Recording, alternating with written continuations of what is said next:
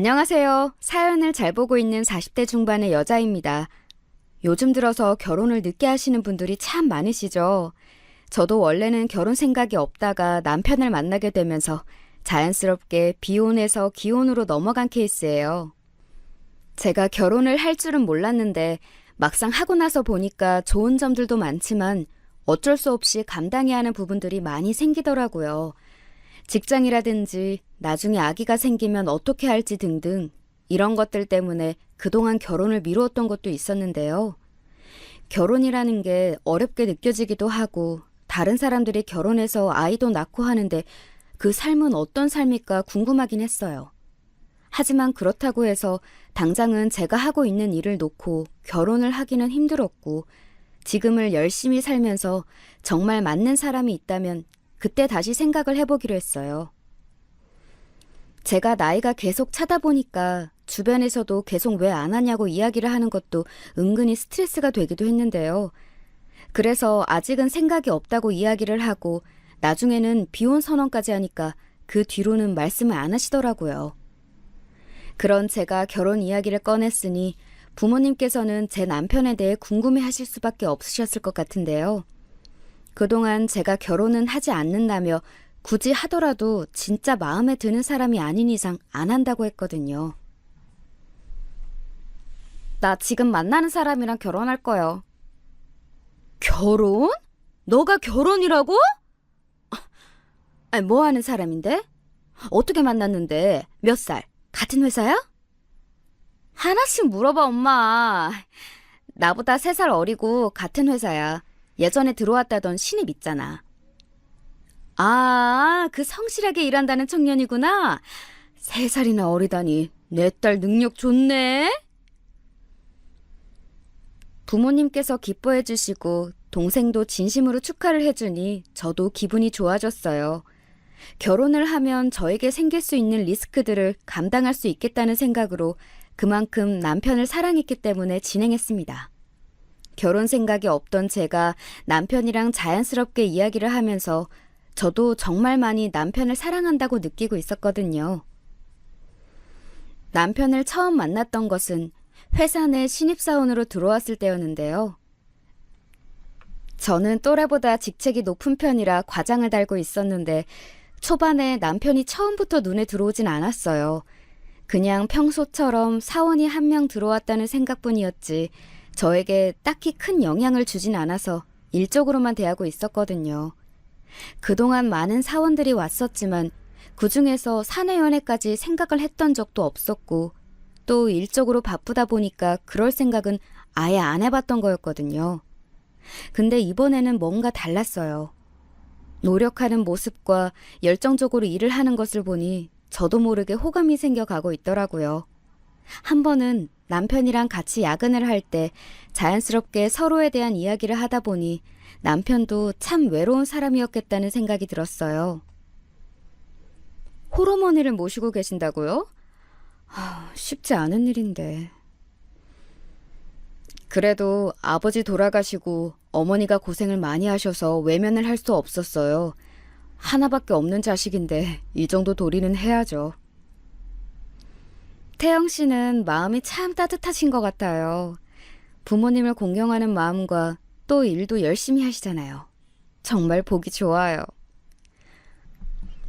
과장님이 그렇게 말씀하시니 더 열심히 해야겠는데요. 오늘도 빨리 마무리하고 퇴근하고 맥주 한잔 해요. 좋아요. 얼른 마무리해봅시다. 처음부터 사내연애는 생각도 안 하고 있었던 저도 남편의 다정함과 스윗함에 넘어가고 말았어요. 제 주변에는 가부장적인 사람들이 더 많고 아무래도 어린 나이에 직책으로 올라오다 보니 다양한 사람들을 만나면서 제 연애는 신경을 쓰지 못하고 있었거든요. 특히 주변에서도 연애를 안 하냐고 이야기를 할 정도였는데 그렇다고 연애를 아예 안 했던 건 아니었어요. 단 결혼까지는 생각을 못했던 것뿐이었거든요. 주변 친구들도 제가 결혼에 대해서 생각이 없다는 걸 알고 소식 듣고서 많이 놀랬던 기억이 나네요. 제대로 잘 이야기를 했다고 생각하고 준비를 하는데 생각보다 할 게 많았어요. 사람들이 왜 1년을 준비하는지 알겠더라고요. 그래도 사랑하는 사람과 함께하니까 이것 또한 추억이라고 느껴지더라고요. 그리고 친구들에게 청첩장을 나누어 주니까 주변에서 다들 놀라면서 혹시 사고 친 게 아니냐며 이야기가 나올 정도였는데요. 저는 아니라며 웃으며 이야기했고 친구들도 진심으로 축하를 해줬어요.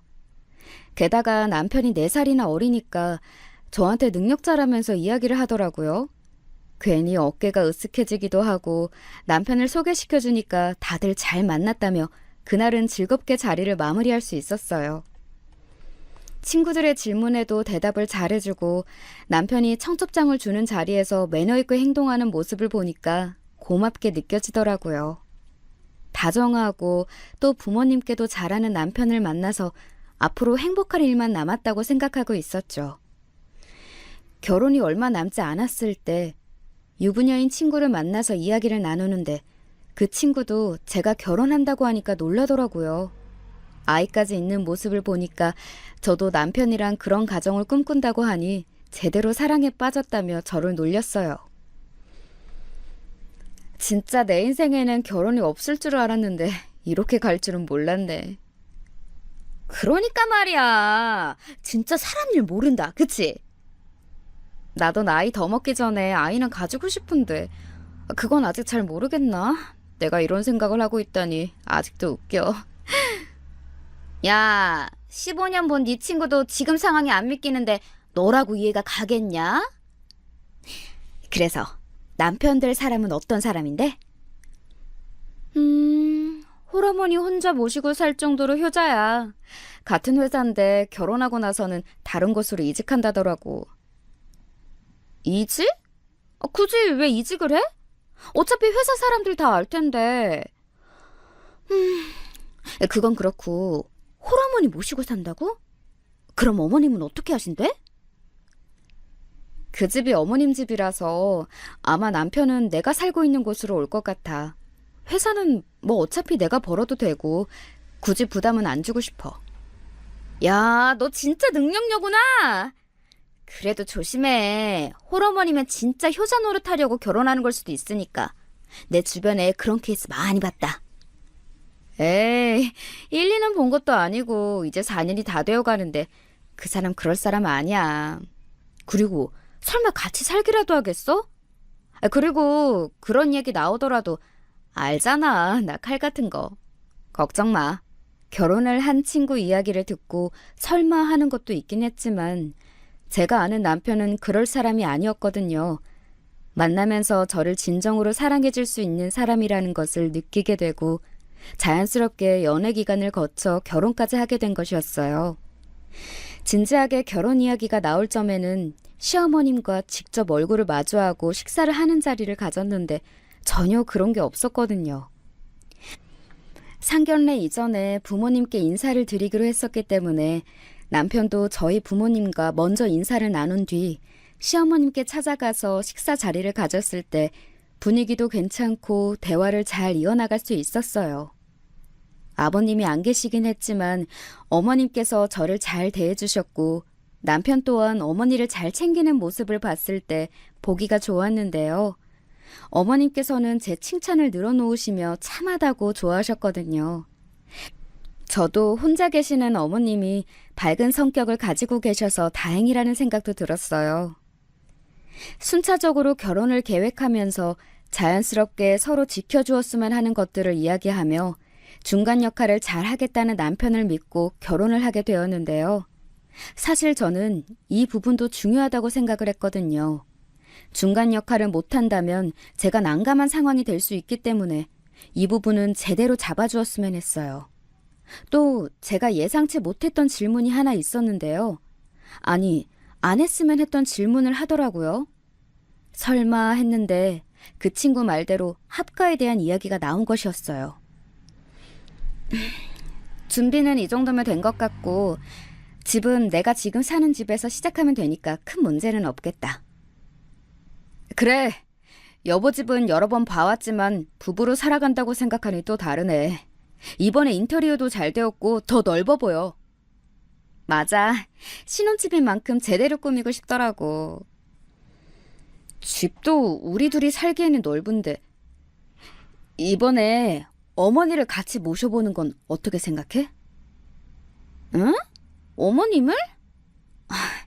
여보, 우리 아직 식도 안 올렸는데 신혼도 즐겨야 하고. 그리고 나는 어머님 모시고 살 자신이 없어. 그래도 나는 갑자기 어머니랑 떨어져서 살려니 걱정이 좀 되어서 그랬나 봐. 여보 말도 맞지.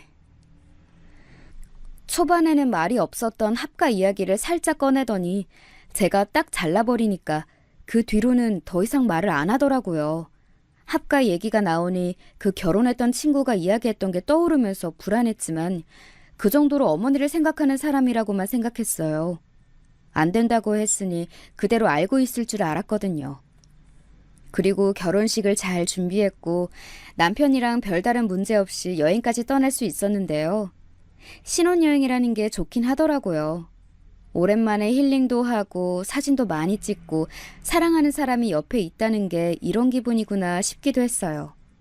든든한 배우자가 있으니 앞으로의 인생도 더 기대가 되었죠.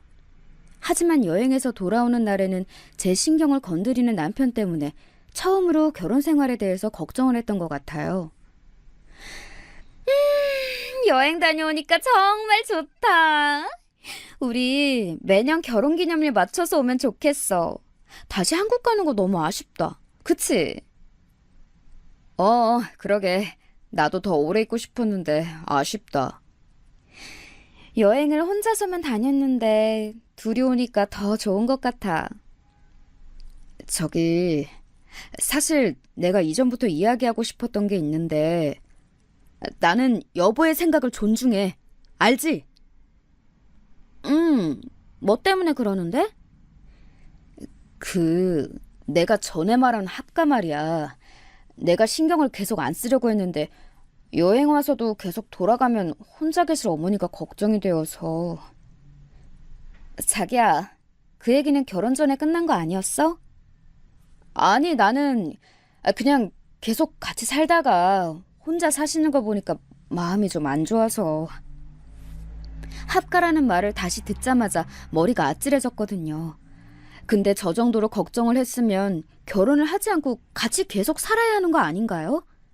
처음에 안 된다고 이야기를 하고 나서는 정말 생각도 안 하고 있던 부분이었기 때문에 당황스러운 건 어쩔 수 없었던 것 같아요. 다시 한번 거절의 의사를 표했고 남편의 사과로 일이 마무리가 되었어요.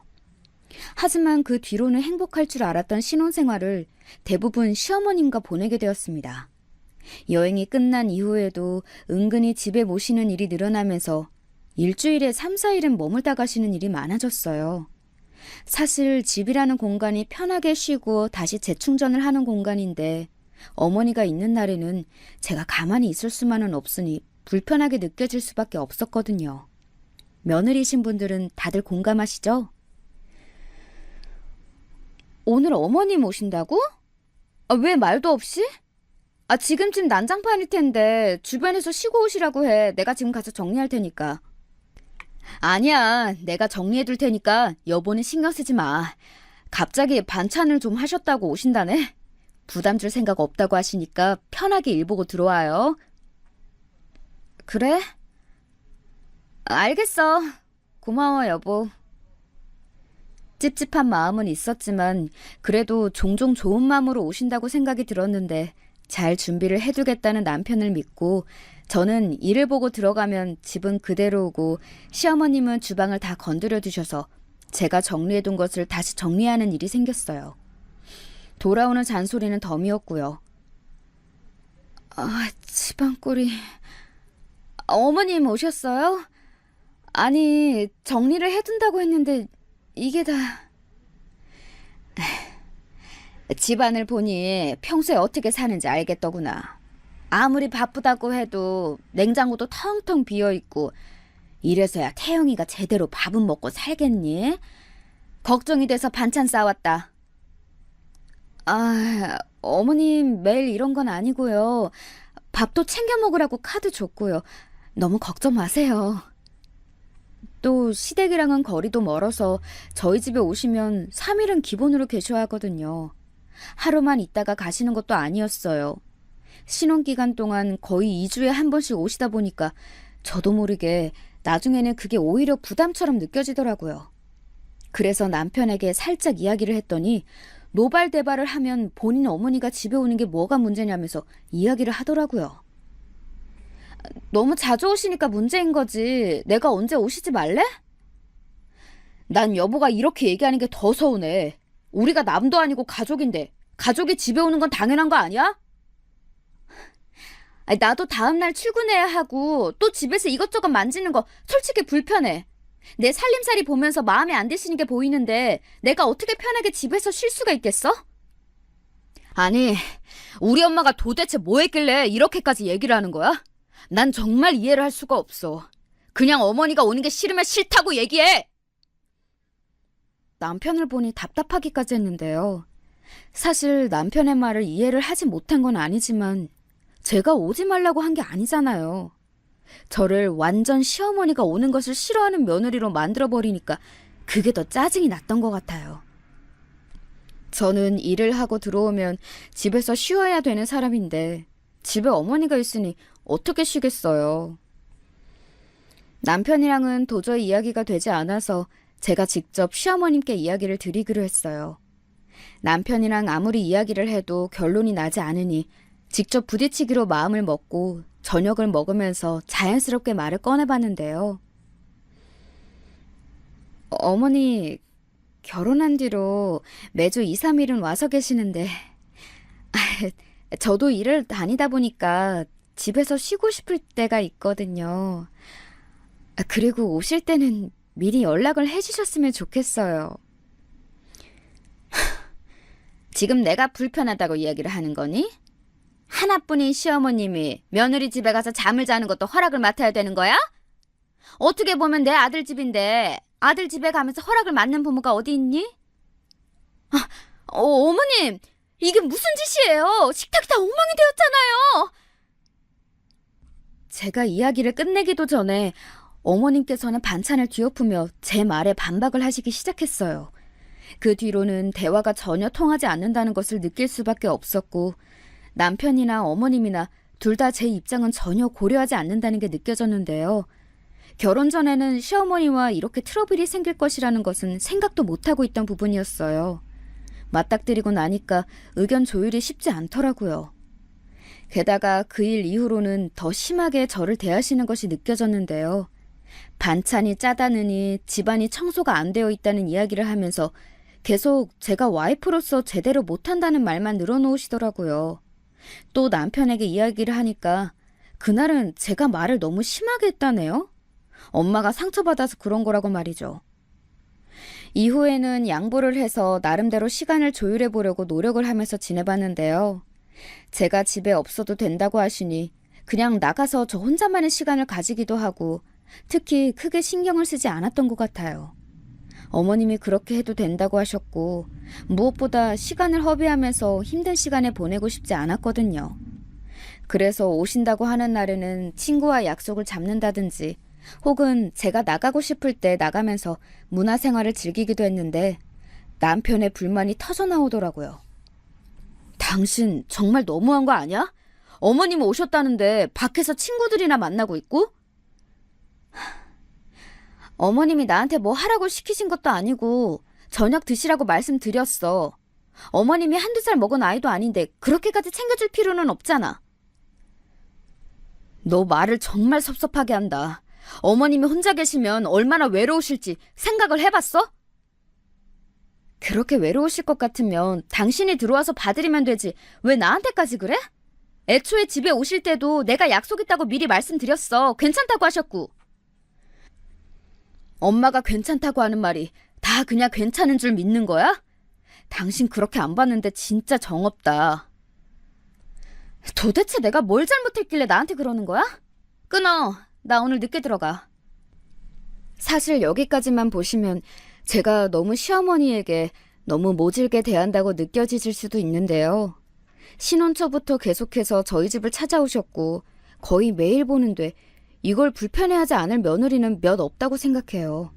시어머니가 계시면 저녁도 차려드려야 되고 또 뭔가 하고 싶은 게 있다고 말씀하시면 같이 나가서 여가 생활까지 하다 보니 힘들어졌어요. 그래서 저희 나름대로 방법을 찾아서 혼자만의 시간을 가졌던 것이었거든요.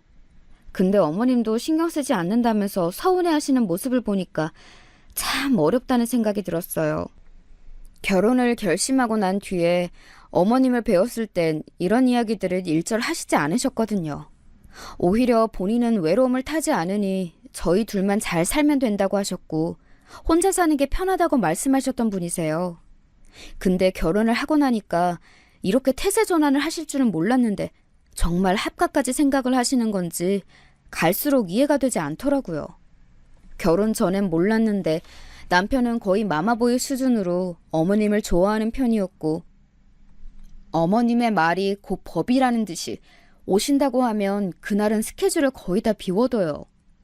혼자 사시는 게 짠하긴 하지만 그렇다고 저희가 용돈을 덜 드리는 것도 아니고 넉넉하게 드리고 있는데 본인만의 삶을 사는 것도 오히려 시어머니에게 좋은 거 아닐까요? 오히려 저희와 같이 있고 하시는 걸 보니까 정말 외로우신 것 같기도 하고 헷갈리는 와중에 계속 받아들이다간 합가까지 이루어질 거라는 생각이 들더라고요. 그래서 그 부분에 대해서는 남편에게 큰 소리를 치며 거부에 대한 의사를 표현했고 다행히 그 뒤로는 합가 이야기는 나오지 않지만 어머님이 오시는 것은 여전했어요. 저번에는 그냥 오시기만 했는데 갈수록 반찬 간섭이라든지 집안일에 대해서 이야기를 하시는 게 늘어나다 보니까 다툼이 생길 수밖에 없었는데요. 이런 건 어느 며느리나 다 겪을 수 있는 부분 중 하나잖아요. 그래서 항상 어머님이 오시기 전에 집을 정돈해 놓고 반찬까지 준비를 해두는데 어머님 눈에는 성에 차지 않는지 이것저것 트러블이 생기도록 이야기를 하시니까 나중에는 남편이 한 건데 입맛에 안 맞으셨어요? 라고 제가 말을 하니까 그 뒤로부터는 정말 한마디도 안 하시더라고요. 갈수록 아들 사랑이 더 눈에 띄게 보이는 어머님을 볼 때마다 점점 더 제가 사연에서 봤던 일들이 저에게 생기는 것 같다는 생각이 들었어요. 결혼하고 나서 보면 시어머니와 마마보이 남편 때문에 마음고생하시는 분들이 많잖아요. 그게 제가 될 줄은 몰랐는데 결혼을 하고 나서 보니까 본심이 다 드러나는 것 같았어요. 그래도 제가 선택한 사람인 만큼 남편이 제 편을 어느 정도 들어줄 줄 알았는데 그건 착각이더라고요. 그러다가 제대로 일이 터지게 되었던 건 바로 저희가 이사를 계획하면서였는데요. 가고 싶었던 아파트가 아무래도 자금이 좀 더 필요한 곳이다 보니까 어떻게 마련을 해야 할지에 대해서 고민을 하고 있었어요. 그때 남편이 어머니에게 이야기를 해본다면서 저한테 말을 하는데 시어머니가 자금을 보태주시는 대신 같이 살자는 말을 하더라고요. 결혼한 지 한 2년이나 지났는데도 아직도 합가에 대한 생각을 버리지 않았다는 것을 느낄 수 있었어요. 저는 절대 안 된다고 이야기를 했는데 남편은 차라리 도움을 받아서 조금이라도 이자를 줄이는 게 맞지 않냐는 이야기를 해주더라고요. 하지만 자금을 마련하기에 있어서 심하게 부족한 건 아니었고 부담이 되더라도 제가 벌이가 있으니 어느 정도 시간이 지나면 커버가 되는 수준이었거든요.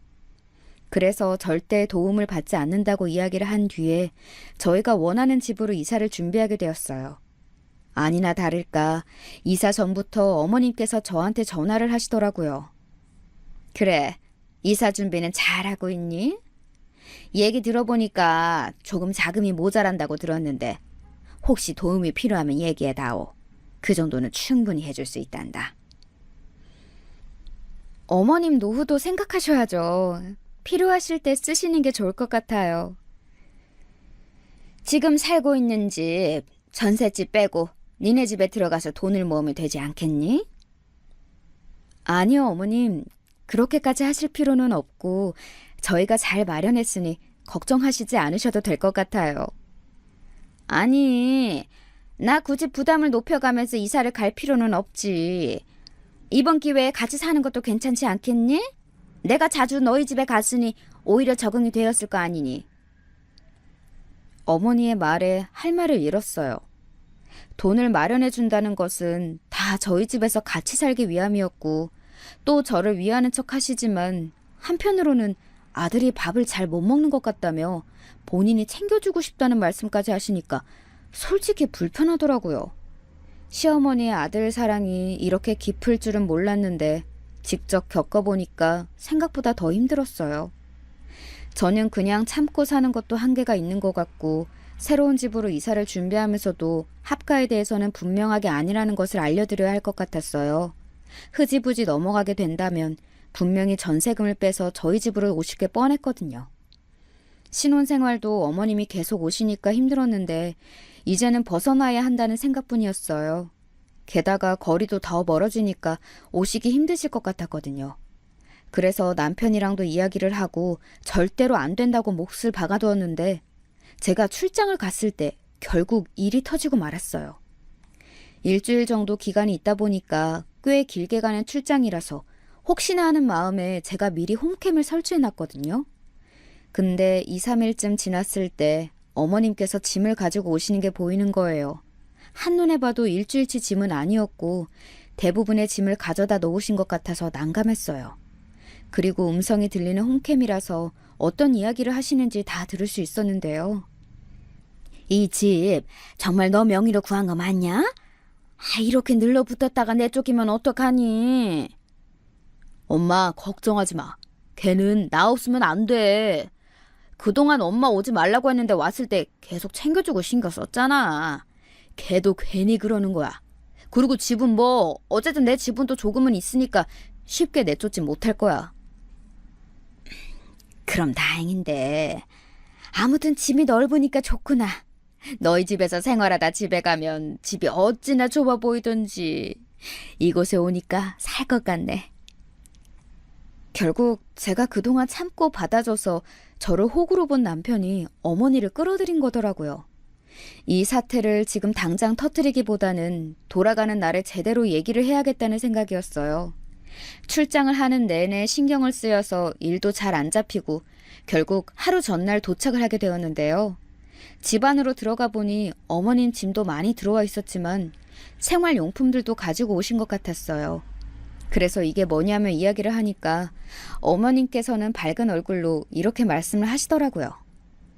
아가, 드디어 마음을 정했다면서? 아들한테 들었다. 합가를 허락해줘서 고맙구나. 우리 한 집에서 잘 살아보자. 이게 무슨 말씀이세요? 어머님, 저희가 이사 오기 전부터 얘기했지만 합가는 안 한다고요. 엄마, 잠깐 들어가 있어. 내가 이 사람이랑 얘기 좀 할게. 제 반응에 시어머님이 당황하신 게 보였지만 막상 아들이 방으로 들어가라고 하니 딱히 별 말씀 없이 들어가서 쉬시더라고요. 저는 어이가 없어서 그때부터 남편에게 따지기 시작했어요. 합가는 절대 안 된다고 했는데 왜 갑자기 어머님 짐까지 드리고 있는 거야? 합가 허락이라니, 난 그런 적도 없는데. 지금까지 이렇게 했으면 지금은 좀 져주면 안 돼? 이미 이렇게 된 거 어떡하겠어? 어머님이 집도 빼셨는데 어디로 가시라고? 내가 싫다고 했는데도 내 집에서 셋이 살자고? 난 절대 못하지. 그럴 거면 이혼해. 뭐? 이혼? 너는 이혼이 장난이야? 겨우 이거 가지고 나한테 그렇게 얘기를 한다고? 착각하나 본데 이 집은 내 명의로 된 내 집이야. 네가 뭔데 내 집에 다른 사람을 들어오라고 해? 그리고 너 홈캠으로 얘기하는 거 다 들었어. 내가 다 받아주니까 그냥 호구 같지? 아무것도 없는 너 데리고 살아줬더니 사람을 호구 취급해? 홈캠? 그런 게 어디? 아니 그런 걸 왜 말도 안 하고 설치해? 결국에는 사건이 제대로 터져버렸고 저는 그대로 집에서 나와 남편에게 통보했어요. 이혼을 서류 보낼 테니까 짐 챙겨서 바로 나가라고요. 문자를 보내자마자 전화가 왔는데 하는 말이 아주 가관이었어요. 여보가 하는 말 진심 아닌 거 다 알아. 우리 그냥 셋이서 사이좋게 살면 되지 않아? 내가 무작정 어머님 모시고 온 건 잘못한 거 맞는데 갈수록 어머님이 야위시고 아프시는 걸 보니까 계속 마음이 안 좋아서 그랬어. 아무리 그래도 그렇지. 내가 싫다고 하는 부분에 있어서는 전혀 받아들이지 않고 있잖아. 나는 이렇게 못 살아. 어머님을 따로 방을 구해드리든지 아니면 너도 그냥 나가. 어차피 도움도 안 되면서 내가 너랑 결혼을 왜 했는지 모르겠다. 뭐에 쓰였는지. 됐고 연락하지 마. 난리를 칠 것이라는 예상과는 다르게 남편은 차분하게 저에게 사과를 하며 이야기를 했어요. 하지만 저는 전혀 받아줄 생각이 없었기 때문에 하루빨리 집에서 나가라고 이야기를 했죠. 하루가 지난 뒤에 다시 들어왔을 때는 어느 정도 정리가 되어 있을 거라는 생각과는 달리 어머님께서는 식사를 차리고 계셨어요. 이렇게만 보면 저만 나쁜 년이 되는 것 같아서 괜히 분하기도 하고, 제 집인데 이렇게까지 하고 싶지 않았지만 남편에게 제대로 몫을 박아두었어요. 딱 일주일 줄 테니까 일주일 안에 어머님과 너 둘 다 나가. 난 이번에 제대로 이혼을 결심했으니까. 도대체 이해를 할 수가 없네. 어머니가 뭘 잘못했길래 그렇게까지 같이 살기 싫어하는 거야? 그래. 그럼 너도 우리 부모님이랑 같이 살자 그러면 같이 살 수 있어? 장모님과 장인어른은 두 분이 함께 계시고, 또 처가댁이랑은 다르잖아. 우리 엄마 좀 불쌍하게 봐주면 안 돼? 그런 막말이 어디 있어. 우리 부모님도 갈수록 나이 드시고 안쓰럽고 힘들어 하시는데 그럼 같이 모시는 게 맞지, 네 논리로라면. 엄마 집 못 구해. 구할 돈도 없고. 이사하시면서 받았던 전세금은 어디다 쓰시고. 그게 사실 내가 주식하면서 다 날려버렸어. 알고 보니 남편은 그동안 어머님의 전세금으로 주식을 하다가 날려먹은 상태였고, 돈이 없으니 집을 구할 수 없어서 결국 저희 집으로 모신 것이었어요. 하지만 그렇다고 제가 봐줄 만한 이유는 없잖아요. 일주일 뒤에 나가지 않으면 주거 침입으로 신고하겠다고 이야기하니 놀라서 싹싹 빌더라고요. 어머님은 알고 계시냐고 물어보니까 얼마 전에 이야기를 했다고 하니 셋이서 삼자 대면을 시작했는데요. 어머님께서는 제가 알고 있다는 사실에 뒤에는 고개를 떨치시며 이야기를 하셨어요. 아들이 그런 거라 내가 뭐라 할 말이 없구나. 너에게 사실대로 얘기하지 않고 들어온 건 내 잘못이야. 나는 아들이 본인 명의라면서 큰 소리를 치길래 미안하구나. 어머님, 제가 그동안 집에 오시는 거 가지고 불편한 건 맞아요. 하지만 막무가내로 이렇게 들어오시는 건 아니죠. 그리고 제가 전에 말씀드린 건 왜 안 들으셨어요? 제가 전셋집은 빼지 말라고 말씀드렸잖아요. 이 집 제 명의예요. 지금 주거 침입하신 거라고요. 아들이 2배는 될 수 있다는데 믿고 맡겼지. 아가, 상황이 지금 좋지 않잖니. 당장 이 늙은이가 어디를 가겠어. 너가 한 번만 이해해주면 안 되겠니? 시어머니가 아무리 말씀을 하셔도 저는 짠한 마음보다는 화가 더 많이 났던 이유가 있는데요. 이전에 분명히 제가 어머님한테 무슨 일이 있어도 전세금은 빼지 말라고 당부했거든요. 저는 합가를 하지 않았던 이유 중 하나가 어머님이 자금을 가지고 오시면 그걸 그대로 남편이 날려먹을 것이란 걸 알고 있었기 때문이었는데 참 답답한 상황이 이어졌어요. 남편이 합가를 계속 이야기했던 것도 이전에 어머님과 하는 대화를 통해서 어떤 목적이 있는지 알 수 있었거든요. 엄마, 이번에 합가하게 되면 그 전세금은 다 내가 관리해줄게. 그냥 은행에 넣어두는 게 더 안전하지 않니? 괜히 굴리려고 하다가 손해를 볼까봐 무서워서 말이야. 엄마, 요즘에는 주식 안 하면 내 집 마련은 큰형 생활도 힘들어져. 엄마 평생 일할 거 아니잖아. 맞지. 하지만 맡겼다가 괜히 손해가 나면. 엄마, 또 답답한 소리 할래? 계속 일할 거 아니면 아들한테 맡겨. 아들이 괜히 이런 이야기 하겠어? 아유, 그래. 합가가 결정 나면 전셋집 내놓을 테니 그때 다시 얘기하자. 제가 들으려고 한 건 아니었고 결혼 1년 차쯤 통화를 하는 것을 듣고 알게 되었어요. 그때부터 저는 어떤 목적이 있었는지 알았기 때문에 더더욱 합가가 되는 것은 싫다고 했던 것도 있고, 시어머님과 사는 게 쉬운 건 아니잖아요. 집안일에 도움을 주는 건 바라지도 않았고 오히려 항상 부족하다며 타이르시기만 하시니까 스트레스도 장난이 아니었고요. 게다가 그 돈을 남편이 가져다가 쓸 것을 아는 상황에서 상황이 나빠지게 둘 수 없어서 어머님께 남편 몰래 말씀을 드렸거든요. 안 그래도 자주 오시는데 합가까지 해버리면 그때는 답도 없을 것 같아서 생각해서 말씀을 드렸던 것이었어요. 어머님, 얼마 전에 태영이랑 통화하셨죠? 돈 빼지 마세요. 주식 같은 거 이제 안 한다고 했는데 아직까지도 하고 있나 봐요. 아니, 너가 그걸 어떻게 알았니? 태영이가 알아서 잘 해준다는데 난 우리 아들 믿는다. 그리고 원래 걔가 예전부터 머리 회전이 빨라서 돈도 잘 모았어. 그걸로 장가 간 거잖니. 엄마 손 안 벌리고 말이야. 제가 그동안 말씀은 안 드렸지만 그이 결혼 전에 모아둔 돈도 주식으로 다 날린 걸로 알고 있어요. 어머니, 그 돈은 절대 주시면 안 돼요. 주식으로 돈을 날려? 아유, 그럴 리가 없다. 너가 잘못 알고 있는 것이겠지. 아무리 말씀을 드려도 듣지 않으시려고 하니 더 제가 해드릴 수 있는 게 없었어요. 주식으로 돈을 날린 것도 결혼을 한 이후 3개월 뒤에 알게 되었던 사실이었는데요. 이미 일어난 일이고 저도 둘이서 다시 갚으면 일어날 수 있다는 말로 위로를 해줬었거든요. 근데 그 후로도 주식에 대한 생각을 버리지 못하고 월급도 탕진하는 달이 많아서 생활비도 항상 제가. 내가 이번에 사온 집도 거의 다 제가 한 거나 다름이 없었어요. 그렇게 주지 말라고 이야기를 했는데도 시어머니는 결국 본인의 집 보증금까지 날리게 된 것이었어요.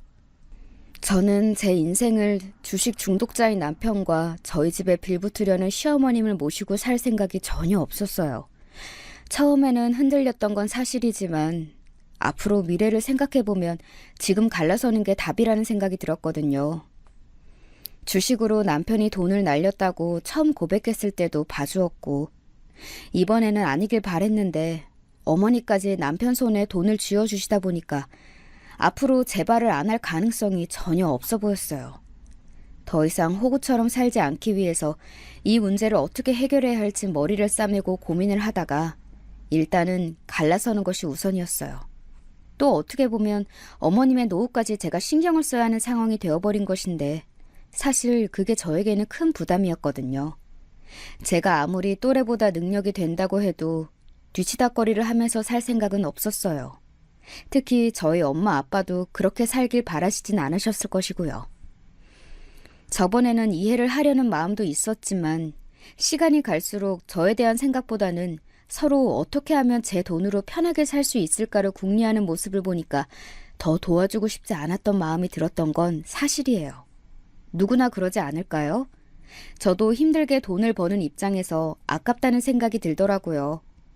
예전에는 제가 도움을 드릴 수 있는 부분이 있다면 해드리는 것이 맞다는 생각을 했지만 지금은 상황이 다르잖아요. 단, 전세금까지 날린 마당에 어머님을 이렇게 내쫓는 게 맞을까라는 생각이 들었을 때는 남편이 자금을 마련해오겠다는 이야기를 듣고 돈이 준비되었을 때 나가기로 합의를 봤어요. 여기까지만 봐도 여러분들이 답답하다고 느끼실 수 있을 것 같은데요. 아무래도 어머님이 나이가 있으신 것도 있고 그동안 봐왔던 정이 있으니 저도 저번에 매몰차게 이야기를 하긴 했지만 쉽게 나가라고 하기가 힘들었어요.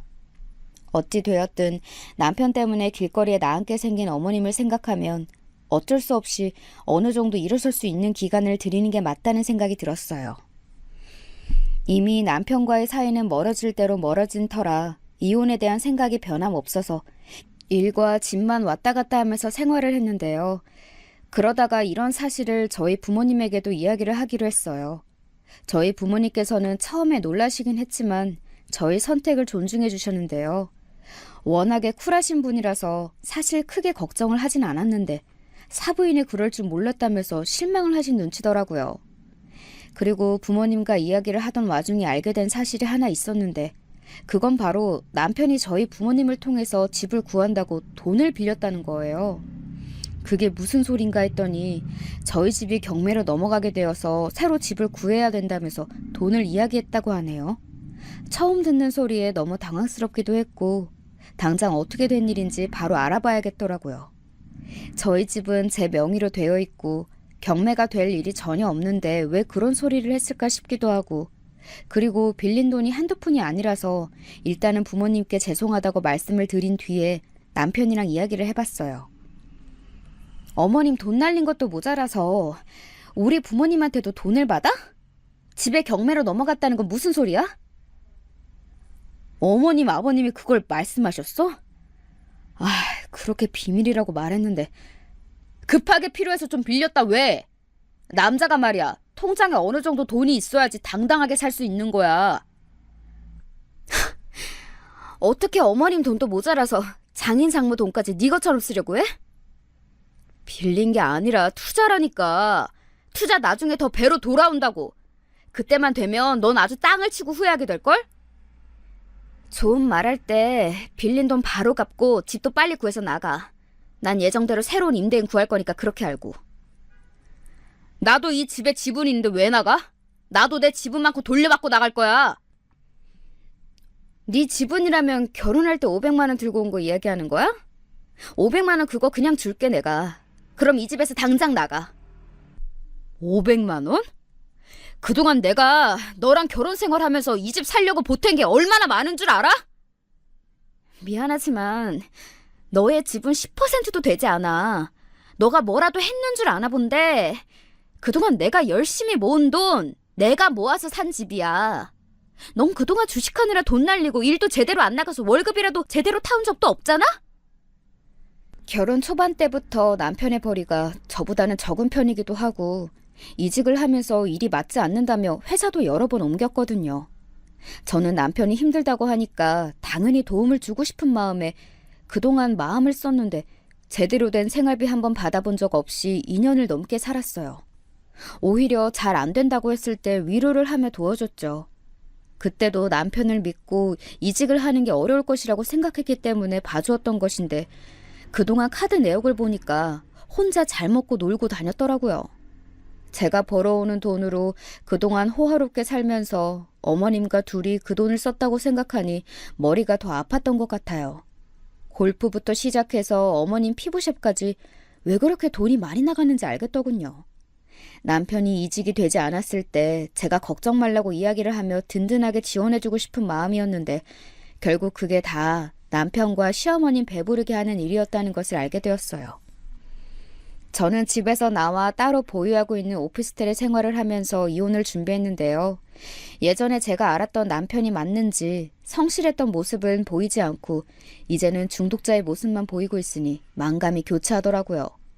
그동안 모아둔 돈도 다 탕진하고 갈수록 남편으로서의 모습으로 두고 봤을 때 미래를 생각하기 어려운 상대가 되어버리니 저도 마음 정리를 하게 되었어요. 그동안 저도 나름대로 남편이랑 맞춰 살아가려고 노력을 해왔는데 해주면 해줄수록 고마움은 모르고 나중에는 해주는 게 당연하다는 듯이 표현하는 것도 마음에 들지 않았어요.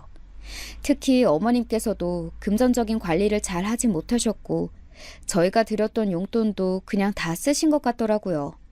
모아둔 돈 없이 남편 하나만 믿고 덜컥 전세금을 맡겨서 이제는 집도 없는 처지가 되신 것이니 한편으론 짠하지만 결국 자업자득이 아닐까 싶어요. 그렇게 남편만 믿으시더니 결국에는 믿는 도끼에 발등이 찍히신 거죠. 누군가에게는 불쌍한 모습으로 보여질 수 있지만 저 같은 경우에는 한심하다는 생각밖에 들지 않았던 것 같아요. 계속 봐주다간 제 집이 그대로 넘어갈 것 같다는 생각에 저는 나오자마자 새로운 임대인을 찾아보기 시작했는데요. 안타까워도 제가 지켜야 할 것은 지키려고 부동산에 집을 바로 내놓았어요. 저희 집이 지리적으로는 사람들의 인기가 있는 편이라서 금방 사람들이 집을 보러 가기 시작하니 남편에게서 전화가 오더라고요. 집 내놨어? 왜 집에 모르는 사람들이 자꾸 집을 보러 와? 내가 집 내놓는다고 했잖아. 아직도 안 나갔어? 하루빨리 나가는 게 좋을걸? 지금 상태로 봐서는 임대인들이 금방 들어올 것 같거든. 나랑 엄마가 불쌍하지도 않아? 매몰차게 그렇게 내쫓으면 너가 잘 살 수 있을 것 같냐고! 너랑 너희 엄마한테 계속 내 돈을 뜯기는 것보단 낫지. 당장 정리해서 나가. 나중에는 통화로 끝내지 않고 경찰에 신고할 테니까. 내가 이번 일주일 동안 시간 줄 테니까 짐 정리 다 하고 일주일 뒤에 갔을 때도 어머님이 있다면 그대로 주거 침입으로 신고할 거야. 신고를 하겠다고 이야기를 하니까 그제서야 남편은 빌기 시작했어요. 그동안 본인이 잘못했다면서 앞으로 착실하게 잘하고 어머님도 집에 부르지 않겠다며 따로 집을 구해드리겠다고 하네요. 지금까지 같이 살고 싶다면서 계속 이야기를 해놓고선 이제서야 따로 살자고 말을 하니까 그게 더 어이가 없었어요. 마치 상황이 닥치고 나니까 저를 붙잡는 느낌이라고 해야 할까요? 저는 절대 봐주지 않았어요.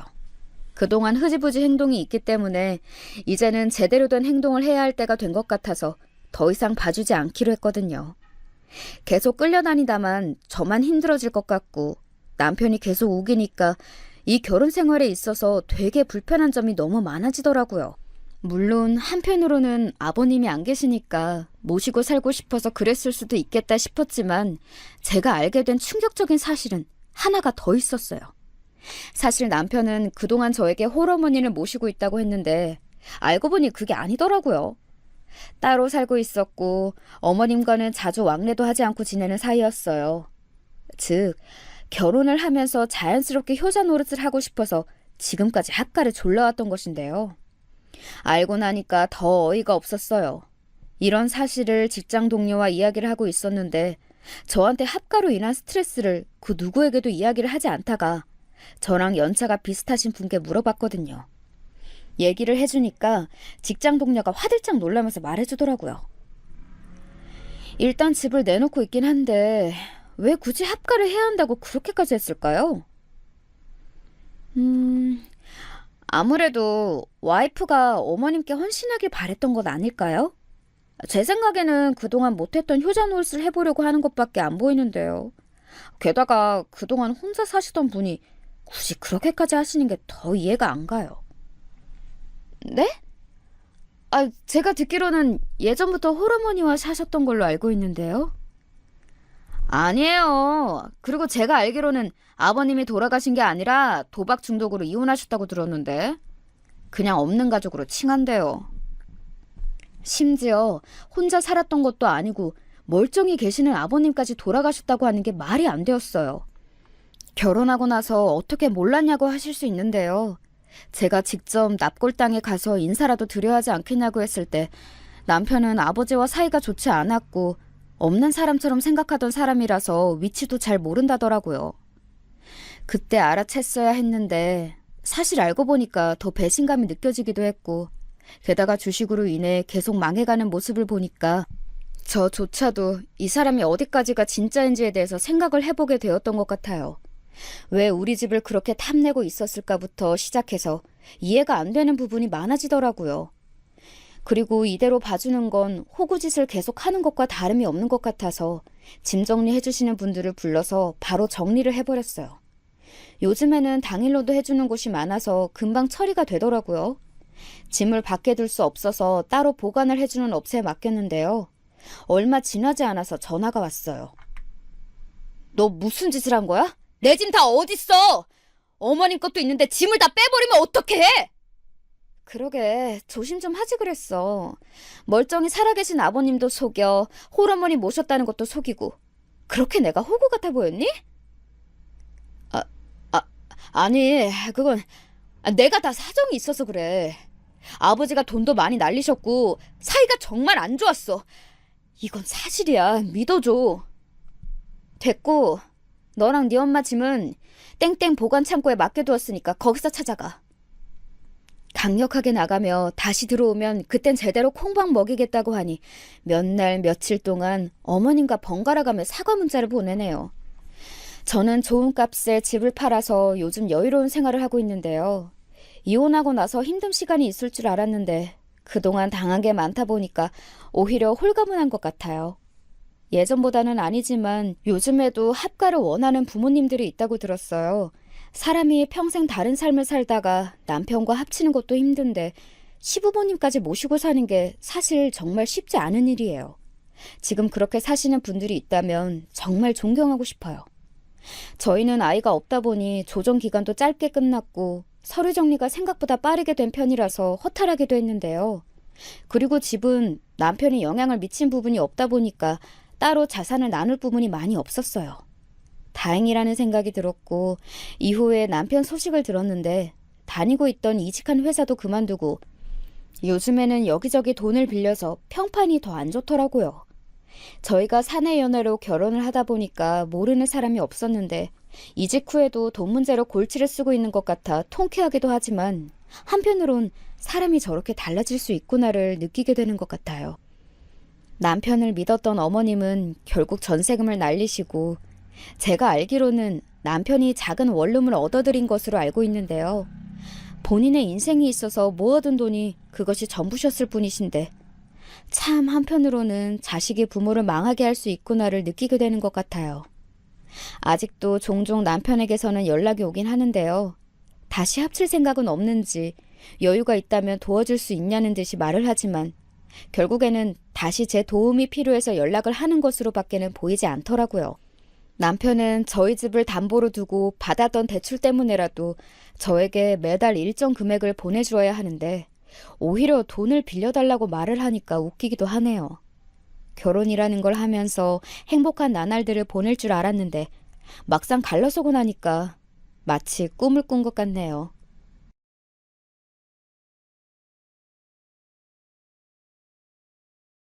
저는 서울에서 직장 생활을 하고 있는 30대 여자입니다. 얼마 전 한창 결혼 준비를 하다가 겪은 예비시댁의 무례함 때문에 곤욕을 치른 경험이 있어서 소개해봅니다. 예비신랑과 저는 친한 언니의 소개로 처음 만났습니다. 예비신랑, 그때 당시는 남자친구죠. 그 사람은 듣기로는 굉장히 부잣집에서 자란 귀공자 스타일이라고 했는데 막상 처음 만난 소개팅 자리에서의 모습은 굉장히 수더분하고 소탈한 모습이었습니다. 그런 모습이 좋게 보여 몇 번의 만남 이후에 본격적으로 교제를 시작했습니다. 누구나 다 그렇겠지만 연애에도 허니문 기간이 있지요. 짧으면 한 달에서 길면 3달까지.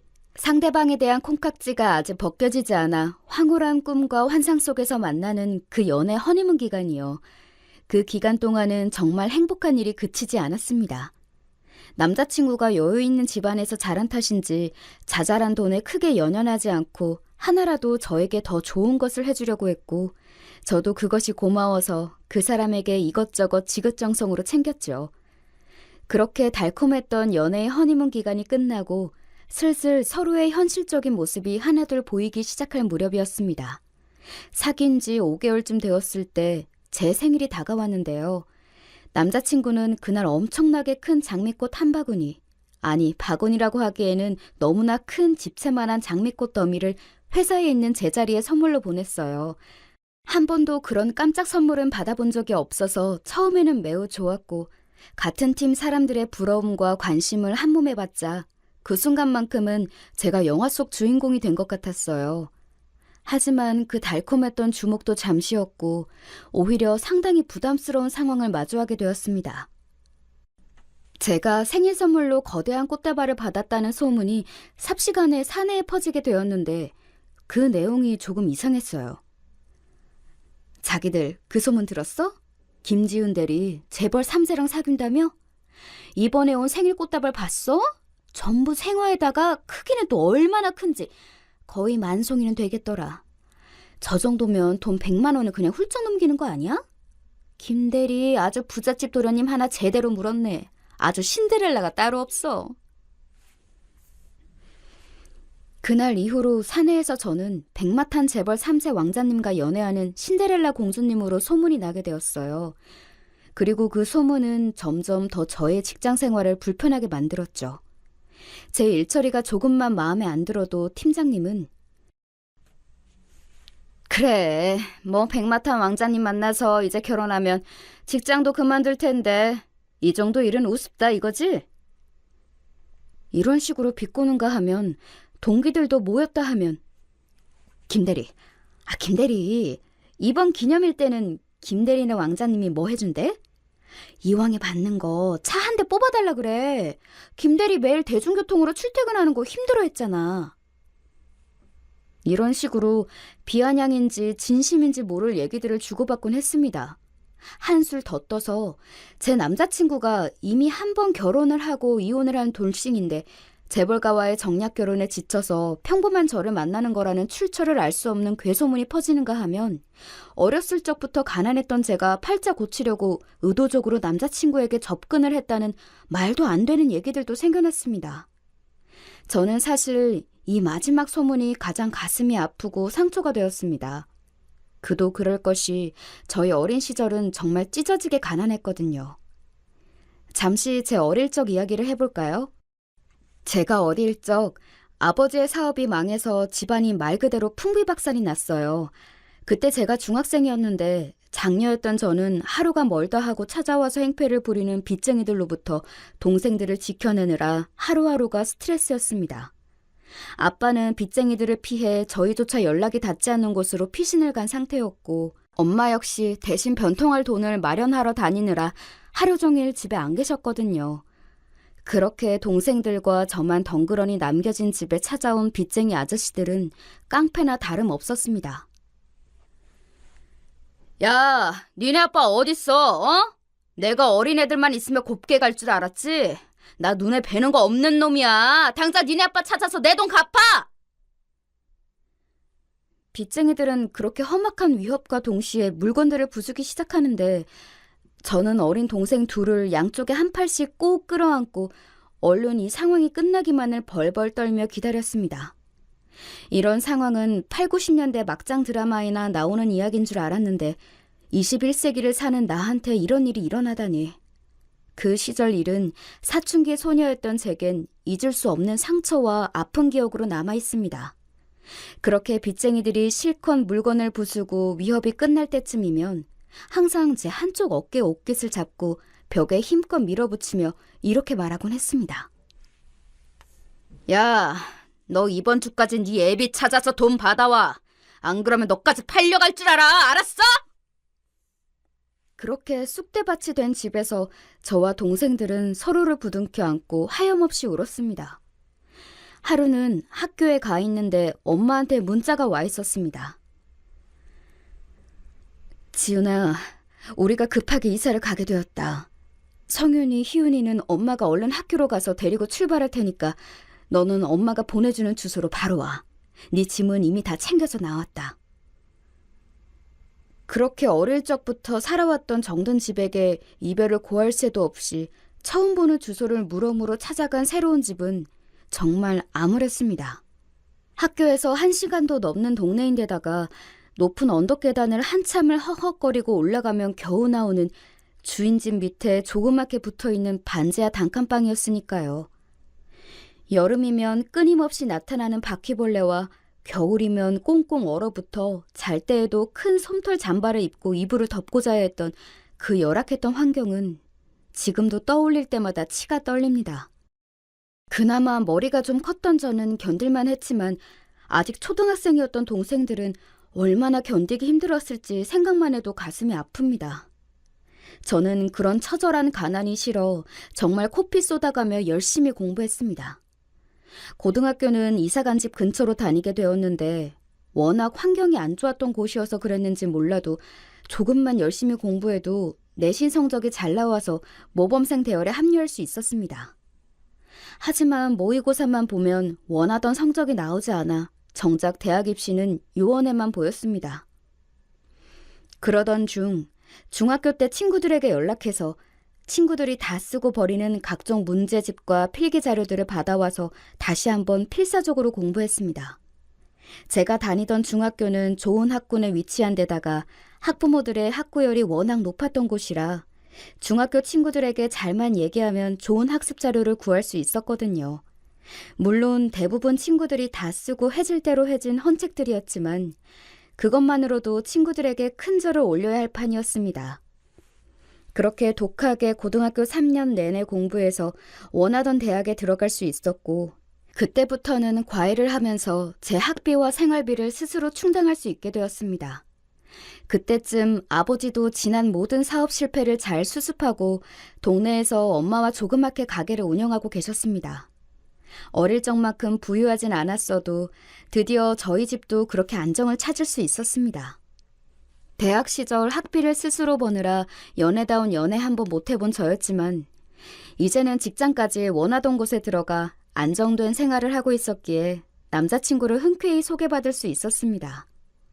정말 솔직히 고백을 하자면 소개받을 남자친구의 집안이 부유하다는 말에 솔깃했던 것도 사실입니다.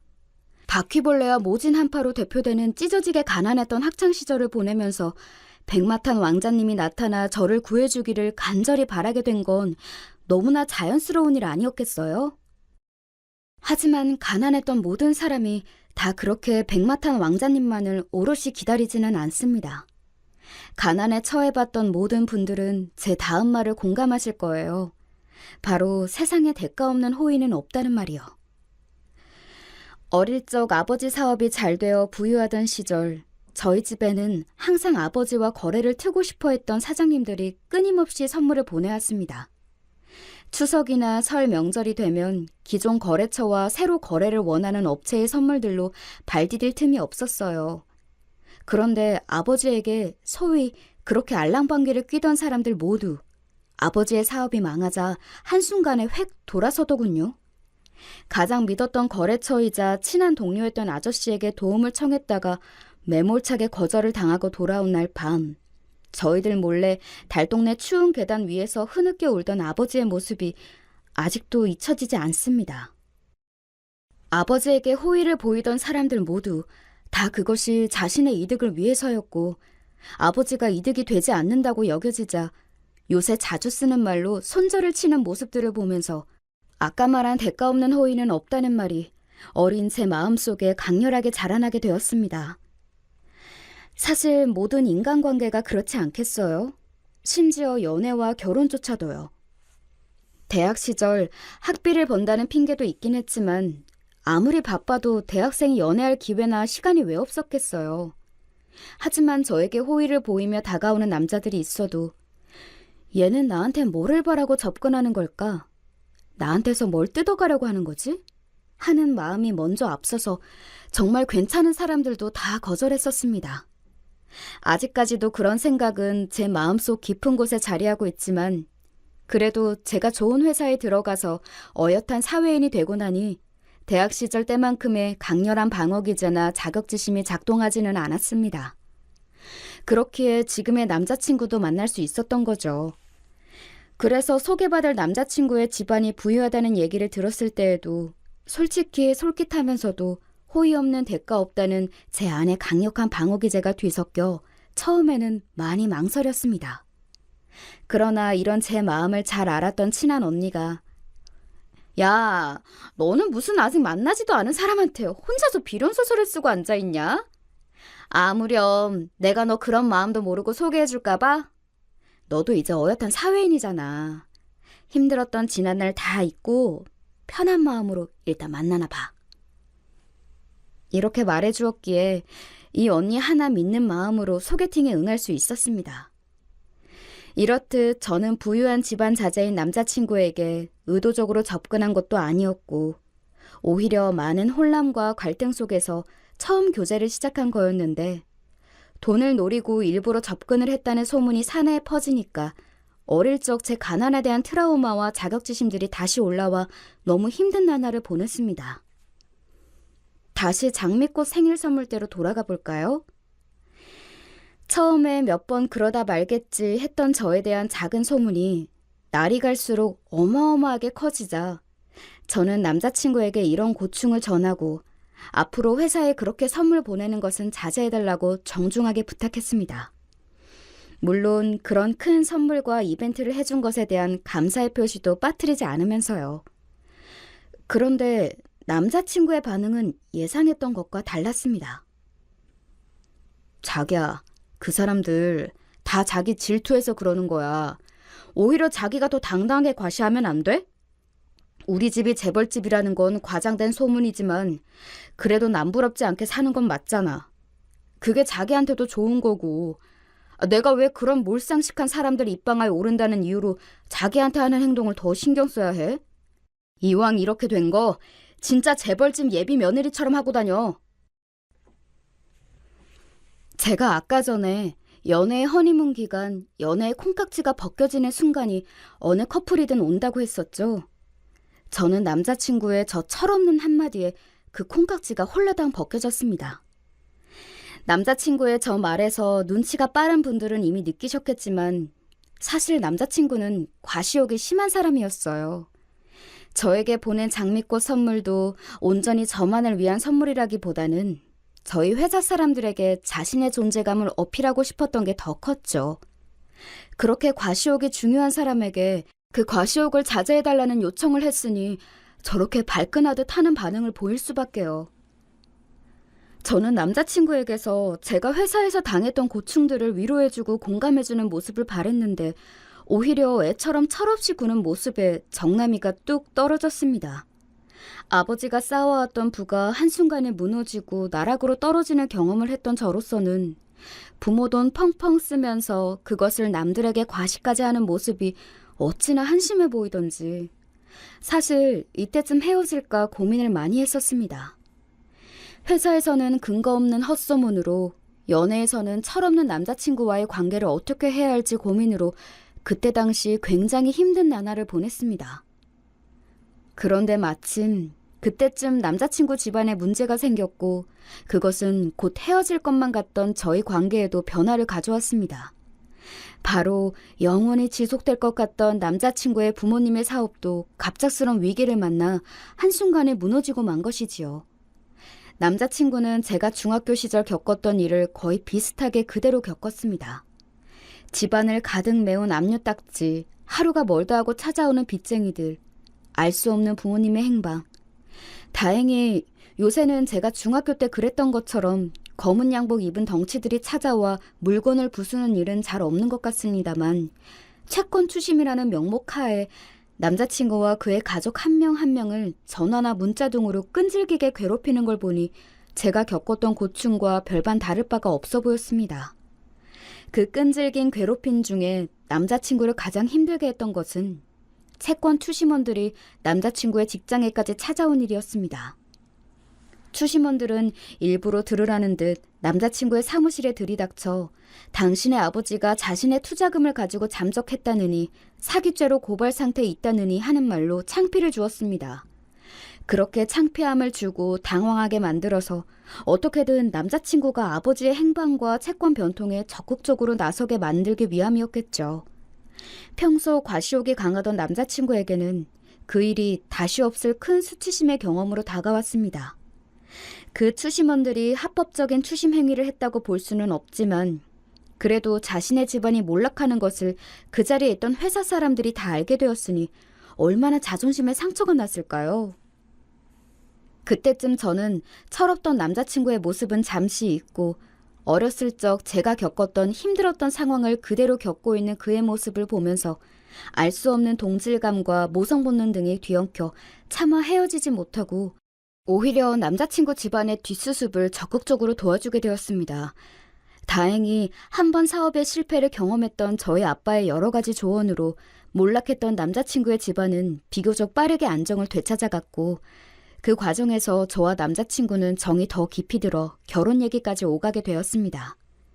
저는 이전에 제게 보였던 남자친구의 철없던 모습이 마음에 걸리긴 했지만 이 정도로 집안에 큰 시련을 겪어낸 사람이라면 그 사이에 더 성장했을 것이라는 믿음과 남자라면 약간의 과시욕 정도는 눈 감아줄 수 있다는 생각에 이 사람을 제 신랑으로 맞아들이기로 결정을 했습니다.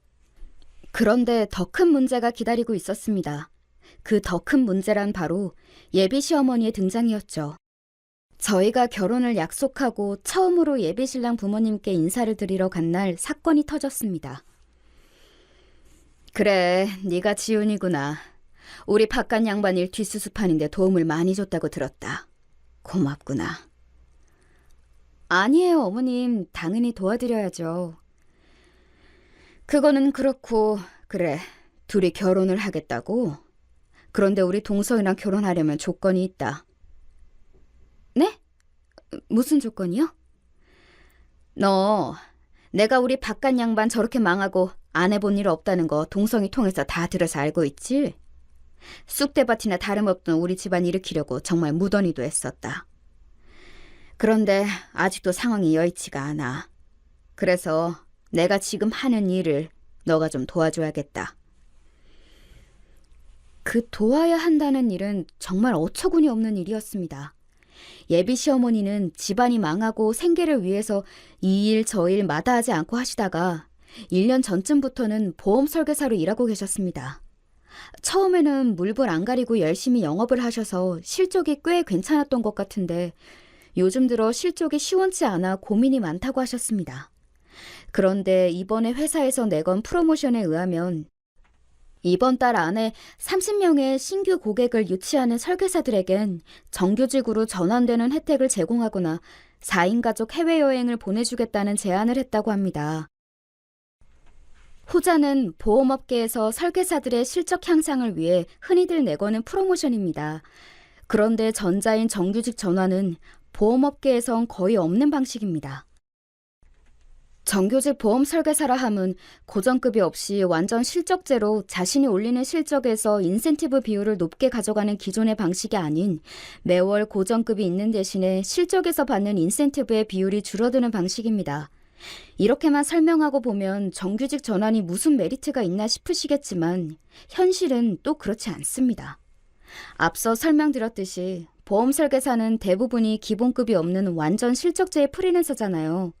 그런 만큼 실적이 좋은 보험 설계사는 많은 돈을 벌지만 실적이 적은 보험 설계사는 실질적인 한 달 생활비도 벌기 힘든 게 현실이지요. 그리고 이번 달 실적이 아무리 좋았다고 해도 다음 달도 그 실적이 나오리란 보장이 없기에 정말 피 튀기는 영업전쟁이 벌어지는 곳이 바로 보험업계입니다. 만약 자신이 계속해서 영업 실적을 많이 올릴 자신이 있다면 월급이 고정되어 있는 정규직보다 훨씬 돈을 많이 벌 수도 있기 때문에 그다지 메리트가 있는 제안은 아닐 겁니다. 그런데 예비 시어머님처럼 실적이 왔다 갔다 하는 보험 설계사들은 차라리 많은 돈은 벌 수 없더라도 고정적인 급여가 나오는 정규직으로 전환할 수만 있다면 정말 좋은 기회인 거죠. 위와 같은 프로모션을 내건 것은 정규직 전환을 선택하든 4인 가족 해외여행을 선택하든 실제로 월 30건 이상의 신규 계약을 이끌어낼 수 있어야 유효한 것이기 때문에 정규직 전환과 해외여행에 대해 욕심이 있는 설계사들 모두에게 동기를 부여하기 위한 목적으로 보입니다. 이런 보험회사의 방식은 크게 문제가 없어 보입니다. 다만 예비 시어머니는 그 월 30건의 숙제를 저한테 다 떠넘겨버린 게 문제이지요. 이게 무슨 얘기냐고요? 저희 예비 시어머니가 하시는 말씀 좀 들어보세요. 내가 옛날 사람들처럼 뭐 너한테 혼수를 해오라거나 예단을 해오라거나 그런 구닥다리 같은 요구는 하지 않는다.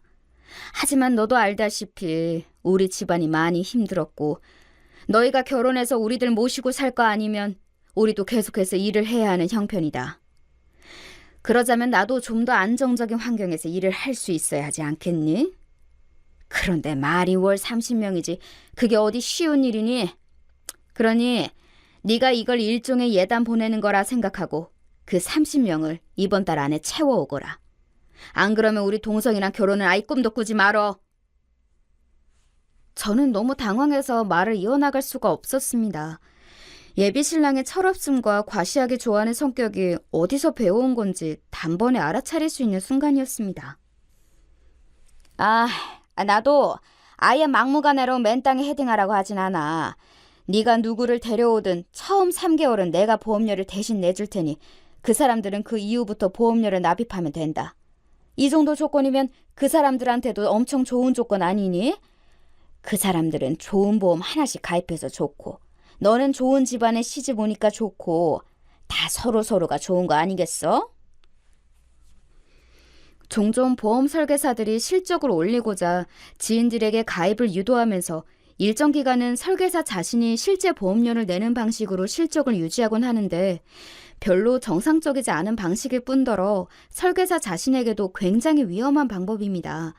그런 제안을 눈 하나 깜짝 안 하면서 하는 예비 시어머니의 모습이 놀라울 따름이었습니다. 게다가 다 망해서 남은 것도 별로 없는 자신의 집안에 시집 오는 것이 저에게도 영광인 줄 알라는 듯 과시하는 예비 시어머님의 모습을 보면서 정말 그 엄마의 그 아들이라는 생각이 들었습니다. 그 황당한 예비 시어머니의 요구에 그 자리에서 머리 끝까지 화가 치밀어 올랐는데 거기다가 불을 더 지핀 건 예비 신랑이 그 자리에서 신나서 거들기 시작했다는 것입니다. 그래 지훈아, 우리 엄마 너도 알다시피 뭐 예단이나 혼수 이런 걸로 고리타분하게 구시는 분 아니야. 그거 대신에 우리 엄마 실적에도 도움도 드리면서 그걸로 골치 아픈 예단 혼수 이런 거 퉁치면 너도 좋은 거 아니겠어? 예비 시어머니의 상식을 벗어나는 제안에도 이미 이 집안에 대한 정남이가 뚝 떨어져 있었는데 철이 없다 못해 시어머니의 악하고 못된 부분까지 똑 닮은 예비 신랑의 모습에 저는 치가 떨려왔습니다. 제가 예비 남편 아버지 사업이 망했을 때 저 어렸을 적 힘들었던 기억, 그리고 저희 아버지가 정말 죽도록 고생했던 기억이 떠올라서 정말 제 일처럼, 아니 제 일보다 더 정성을 다해서 제가 이 집안의 회복을 위해 도울 수 있는 부분은 다 도왔는데 이거야말로 물에 빠진 사람 구해줬더니 보따리 내놓으라는 격이 아니고 뭐겠어요?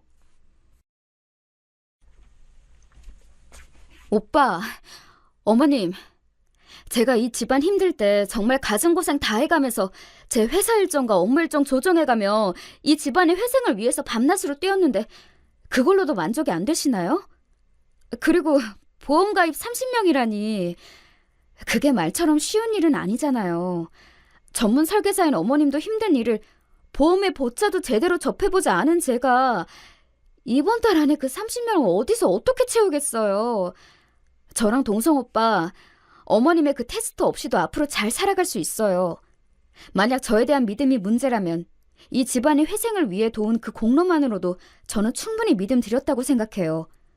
그러니 말씀하신 그 30년 보험가입 제안은 정중히 거절하고 싶습니다. 그래? 아, 싫으면 말고. 우리 동성이는 아무리 우리 집안이 망했어도 지금도 여기저기 이름만 대면 알만한 커다란 기업가 집안에서 계속 혼담이 오가고 있어. 너처럼 다 망한 집안 자식 며느리로 안 들여도 우린 아쉬울 거 하나 없다 이 얘기야.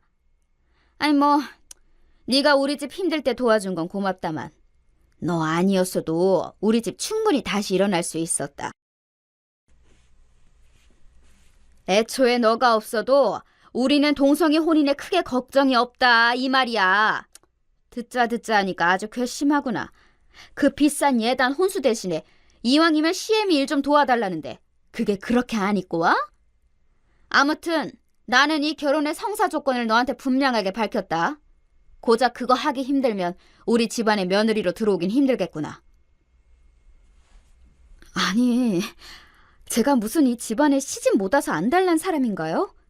안 그래도 철없던 예비 신랑의 모습에 결혼 자체에 대해 고민하고 있다가 마침 절묘하게 예비 신랑 집안이 망하면서 동정심과 애처로운 마음으로 제가 품어준 거나 마찬가지인데 예비 시어머님의 태도는 마치 위대한 자신의 집안에 초라한 제가 을로써 숙이고 들어가야만 하는 것처럼 말씀하시니 기가 막힐 노릇이었습니다. 예비 시어머님의 그런 말도 안 되는 태도를 마주하면서 저는 직감했습니다. 아, 이 결혼은 힘들겠구나. 저는 그렇게 예비 시어머니를 말릴 생각조차 하지 않는 예비 신랑의 모습을 보면서 이 남자와는 더 이상 안 되겠다는 생각을 굳혔을 무렵 문득 제 머릿속을 스쳐 지나가는 생각이 있었습니다. 그리고는 예비 시어머님께 말씀드렸죠. 네, 어머님. 할게요, 그 30명. 제가 이번 달 안에 다 데려올게요. 그래. 그럼 기다리고 있으마. 네가 정말 우리 집안에 시집 오고 싶긴 한 모양이구나. 제가 왜 예비 시어머니의 그 황당한 제안을 받아들였냐고요? 방금 전까지 이 결혼은 힘들겠다고 결심까지 굳힌 상태에서요. 이제부터 그 이유를 차근차근 밝혀드리겠습니다. 저는 그날 그 자리를 파한 이후에 그 길로 집에 한달음에 달려와 엄마, 아빠, 동생들, 주변 친한 친구들이며 학교 선후배들을 다 끌어모으기 시작했습니다. 제가 망한 집안 딸내미이긴 했어도 인생을 헛살진 않았는지 30명은 금방 모였습니다. 그렇게 일주일도 채 되지 않아 제 주변 사람들 30명을 예비 시어머니에게 데리고 가서 보험을 가입시켰죠.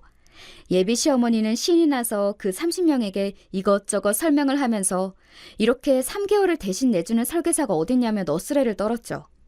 30명 동시계약으로 시어머니는 그 지점에서 일약 스타덤에 올랐고 순식간에 시어머니의 통장 잔고는 확 불어나게 되었습니다.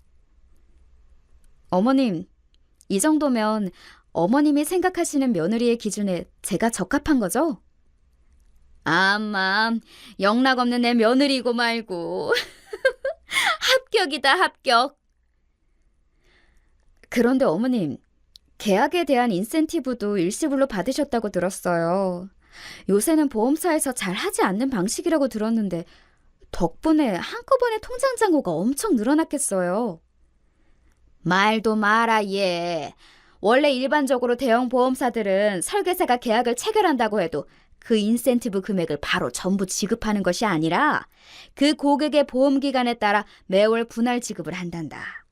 그런데 내가 다니는 회사는 계약 시 인센티브 지급을 일시불 해주는 곳이지. 다 늙은 내가 일할 때도 마땅치 않았는데 마침 학력, 경력 다 상관없이 채용해 주는 데다가 계약 수수료도 일시불로 지급해 준다고 하니 마다할 이유가 없지 않았겠니?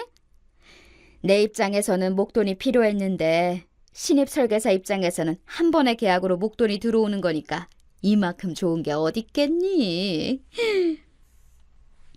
한꺼번에 목돈이 들어와서 흥분을 감추지 못하던 예비 시어머니는 계속 신이 나서 자기네 회사의 운영 방식을 마구 설명하기 시작했습니다. 조금 더 있으면 저까지 보험 설계사로 채용하실 기세였어요. 예, 너도 그러지 말고 한번 우리 회사에서 일해보지 않을래? 너 지금 다니는 그 회사에서 월급쟁이로 살아서 언제 나처럼 목돈 모아보겠니? 어쨌든 저는 그렇게 예비 시어머니가 내건 일종의 테스트를 무사히 통과했습니다. 그런데 예비 시어머니는 일시불로 지급받은 30명분의 인센티브에 눈이 획가닥 돌아버렸는지 그날로부터 다시금 예전의 사업가의 아내였던 시절로 돌아가서 그 돈을 흥청망청 쓰기 시작했습니다. 그러면서 저에 대한 콧대는 더 높아졌지요. 통장에 돈이 좀 들어찼다고 금방 사치를 부리는 모습하며 잊을만 하면 제가 자기네 집에 시집 가는 것이 큰 신분 상승을 하는 것 마냥 잘난 체를 하는 모습을 보면서 이제는 정말 그 집안에 아무런 미련도 남지 않게 되었습니다.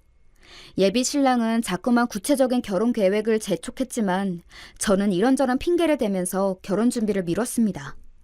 그렇게 예비 시어머니가 보험료를 대신 내주는 3개월이 다 지나갔을 무렵 그 몇 개월 새에 사치와 교만에 찌든 예비 시어머니가 저와 예비 신랑을 집으로 부르더니 얘기했습니다. 예, 니들 결혼 준비는 잘하고 있는 거니? 우리 집안 명성에 걸맞게 빈틈없이 준비해야 한다. 저는 그렇게 말씀하시는 예비 시어머니에게 오랫동안 꾹 참아왔던 말을 내뱉었습니다. 어머님, 저희 결혼 안 할 거예요. 뭐? 아니, 얘가 지금 무슨 소리야? 갑자기 결혼을 안 한다니. 뭐, 또 니네 집안이 망하기라도 했니? 지훈아, 그게 무슨 말이야? 갑자기 결혼을 안 하겠다니. 나한테 한마디 상의도 없이 엄마 앞에서 그게 무슨 말이야? 오빠, 나 오래전부터 쭉 생각해오던 거였어. 오빠처럼 무책임하고 철없는 남자랑 결혼 못해. 그리고 어머님처럼 무례하고 주제 파악할 줄 모르는 분의 며느리가 되기는 더더욱 싫고요. 뭐야? 너 지금 말 다 했어? 이게 어디 어른한테 뭐 주제 파악이 어쩌고 어째? 이런 싸가지 없는 게 어디다 망한 집안 딸년 며느리로 받아줄랬더니 이제야 천박한 본색을 드러내는구만. 야, 나도 너 같은 며느리 필요 없어. 꼴도 보기 싫으니까 당장 꺼져! 네, 지금 이 시간부로 바로 꺼져드리죠. 그런데 어머님. 이제 어머님이 아니죠. 신명순 설계사님, 다음 주에 출근하시면 선물이 하나 준비되어 있을 거예요. 고객들의 진심이 담긴 선물이니 부디 차근차근 풀어보세요. 내가 너처럼 협박하는 고객들을 한두 명 만나본 줄 알아? 영원히 망한 집구서 구멍이나 메꾸면서 평생 살아라. 당장 꺼져! 저는 그 길로 따라 나오려는 예비 신랑을 거세게 뿌리치고 뒤도 안 돌아보고 그 집을 나왔습니다. 아니, 이제 예비 신랑도 아니죠. 전 남자친구라고 하면 맞겠네요. 자, 그럼 이쯤에서 청취자 여러분도 제가 예비 시어머니에게 준비한 깜짝 선물이 뭔지 궁금하시죠? 그건 바로 월요일 아침에 제 지인들 30명 전부가 돌아가면서 그들이 계약한 보험을 해지하는 전화를 하는 것이었어요. 저는 이날만을 기다려왔죠. 여러분, 상상이 가세요? 30명의 인원을 한꺼번에 계약하고 일시불로 받은 인센티브, 그 인센티브로 받은 돈은 거의 다 탕진한 상태나 다름없는데 아직 만기가 한참 남은 고객 30명이 동시에 계약을 해지하는 상황. 여러분이 예비 시어머니의 입장이라면 어떠시겠어요? 그런데 이게 제 상황에서 바라보면 그렇게 통쾌할 수가 없는 거 있죠? 혹시 보험 환수금이란 말을 들어보셨나요? 쉽게 말해 설계사가 1년짜리 계약을 했더라도 그 고객이 1년이 되기 전, 예를 들어 5개월째의 계약을 해지하면 나머지 7개월에 대한 수수료는 못 받는 거예요. 그런데 그 수수료 1년치를 설계사가 이미 다 받아간 상태라면요? 당연히 나머지 7개월치에 대한 수수료를 반환해야겠지요. 이런 일들을 미연에 방지하기 위해 대형 보험사에서는 1년짜리 계약이 체결되었다 할지라도 1년분의 수수료를 일시불로 설계사에게 지급하는 것이 아닌 매월 분납하는 방식을 채택하고 있죠. 5개월째 해지를 한다고 하더라도 설계사는 그 5개월분만 분납을 받았으니 나머지 7개월에 대한 돈을 다시 토해낼 일도 없겠죠. 그런데 저희 예비 시어머님은 아까 어떤 방식으로 수수료를 지급받았는지 기억나세요? 네, 맞아요. 일시불로 한꺼번에 다 받아갔죠. 그리고는 그 돈을 펑펑 써댔고요. 그런데 그 상황에서 기존에 계약했던 고객이 일괄 계약 해지를 했을 때 시어머니의 표정을 한번 상상해 보세요. 월요일 점심때쯤 되었을까요? 예비 시어머님한테 전화가 한 100통은 온 것 같은데 단 한 통도 받지 않았습니다. 그 와중에 문자로 각종 쌍욕은 물론이거니와 중간에 회유하는 듯 다정하게 제 이름을 부르며 통화 한 번만 하자고 했다가 제가 계속 답을 하지 않자 다시금 쌍욕을 막 퍼부었다가 난리도 아니었어요. 이제 왜 제가 예비 신랑도 남편감으로 결격이고 예비 시어머니도 상종 못할 사람임에도 그 무례한 제안을 받아들였는지 이해가 가시겠어요? 네, 바로 이날의 복수를 위해서였습니다. 저는 망한 집안의 장녀로 자라면서 돈이라는 것이 정말 한순간에 휴지 조각처럼 사라지는 것도 목격했고 다시금 성실하게 삶에 임하면 그 잃었던 돈을 다시 되찾을 수도 있다는 진리를 몸소 피부로 체험하면서 자랐습니다. 그래서 제가 취직을 한 이후 동년배 대비 비교적 여유로운 급여를 받으면서 일하게 되었어도 한 번도 그것들에 대해 과시하거나 자랑하고 싶었던 적이 없습니다. 이 돈이라는 것이 언제 사라질지 모르는 무서운 녀석이라는 걸 잘 알기 때문에요. 그렇기 때문에 더더욱 예비 신랑과 예비 시어머니의 돈에 대한 과시욕, 사치욕 등을 그냥 넘어갈 수가 없었습니다. 이들과는 가족이라는 울타리로 엮일 수 없겠다는 결심을 이미 조금씩 한 지 오래되었죠. 그러다가 예비 시어머니가 말도 안 되는 보험 30년 계약이라는 결혼 조건을 내걸었을 때는 완전히 제 결심을 굳혔습니다. 이 사람과는 도저히 결혼할 수 없다. 이런 시어머니가 어른으로 있는 집안에는 도저히 며느리로 들어갈 수 없다 하고요. 거기다 더해 저를 가족으로 받아들이는 것은 고사하고 자기 보험 실적 올리는 도구로만 저를 취급하는 예비 시어머님의 태도를 보면서 이건 진짜 제대로 맘먹고 이 사람을 한번 혼내줘야겠다는 생각이 들었습니다. 결과는 대성공이었고요. 그 이후로 예비 시어머니, 아니 보험 설계사 신명순 씨는 어떻게 되었냐고요? 회사에서는 환수금 반항 소송을 제기했고 일시불로 받은 인센티브를 펑펑 다 써버렸으니 당연히 그 돈을 환수하지 못했죠. 그래서 회사에서는 다시금 사기죄 및 횡령죄로 예비 시어머니를 고소한 상태라고 합니다.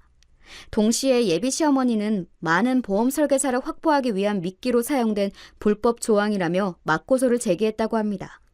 말 그대로 완적 진흙탕 싸움이 된 거죠.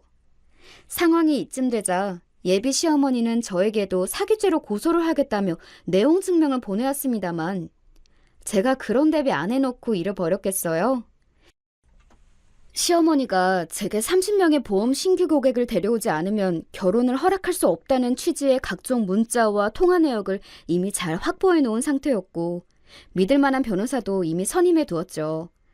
쟁점은 제가 의도적으로 30명분의 보험 계약을 해지하게 만든 것이 불법 행위냐 아니냐 하는 거였어요. 제 변호사도 그 부분 때문에 조금 껄끄러운 법정 공방에 오갈 수 있을 거라고 얘기했습니다. 상황이 이쯤 되자 예비 신랑, 아니, 전 남자친구가 저를 찾아와 싹싹 빌기 시작했습니다. 아, 지훈아, 내가 잘못했다. 다 내 탓이야. 그리고 우리 엄마 지금 너가 저지른 일 수습하느라 거의 쓰러지실 지경이야. 그러다 화가 나서 너한테까지 소송을 걸겠다고 괜히 그러시는 거야. 실제로 소송 제기도 할 여력도 없으셔 지금.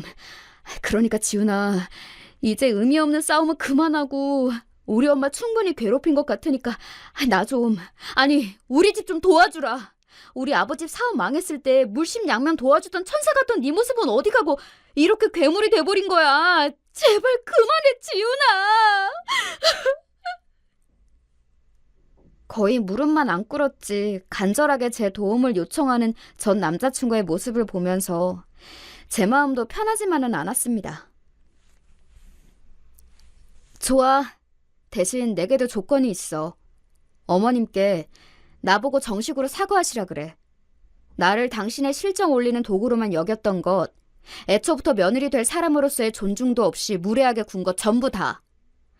그럼 내가 오빠랑 어머님이 이 상황 해결해 나갈 수 있게 도와줄게. 알겠어 지훈아. 내가 바로 가서 엄마한테 얘기할게. 고마워 지훈아. 고마워. 사실 제가 이 큰일을 벌이면서 뒷수습도 제대로 생각하지 않고 시작했겠어요.